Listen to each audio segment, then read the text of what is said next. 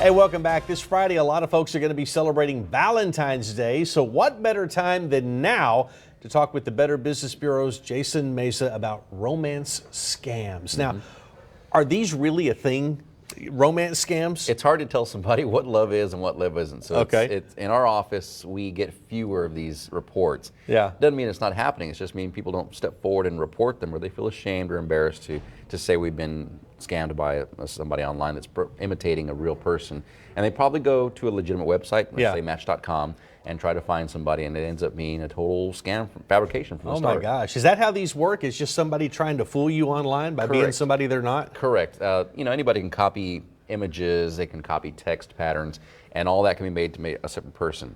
And this could take months. We've seen consumers lose thousands, but it took them months to lose that thousands. Yeah. It didn't happen in a one-time grab. So they achieve significant buy-in. They take their time. They learn your story. They try to make it sound like they're truly wanting a relationship, even though they never want to meet in person. They never want to see you, or face to face. They always give that excuse. What's the most money you've seen anybody lose in something like this? The average is about $20,000, and that can go more or less. But again, the extreme is a $100,000 case out of the Houston area. A consumer reported losing that over a 6-month span. So it can be extreme. Yeah, you can get taken pretty easily. All right, very quickly here, I want to run through 3 things that. Here's the deal.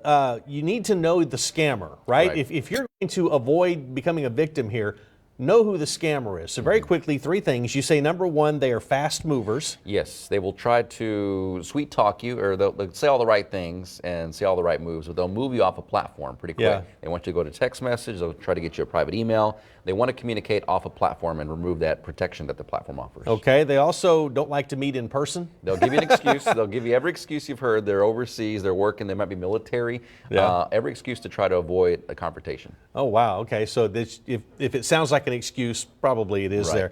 And then they will use photos that are not necessarily them. And you said look for text patterns too, right? Yeah, you can usually Google a story or like a narrative, and then just put it in the Google search, and that might come up again in another platform using a different name. Yeah. Some of these people are actually real people. They just lifted them from another website, and they were borrowing their story or borrowing their image and profile and playing them off as a real person. So you can do a search on the picture. Correct. Even, and so reverse image search. That's what it's called. Okay. You say this all the time, but it really applies here. Don't give money to somebody you don't know, right? And that's what they're ultimately after, aren't they? That's the hard part. Do you really know them? Yeah. And people will tell you, our consumers that have been fooled say they truly felt like we were communicating. We had a relationship online. But again, you really don't know them, and you wire money to them, and it's pretty much gone. Okay, good stuff. Thank you, Jason. Yes, We've got all this online. Go to christv.com.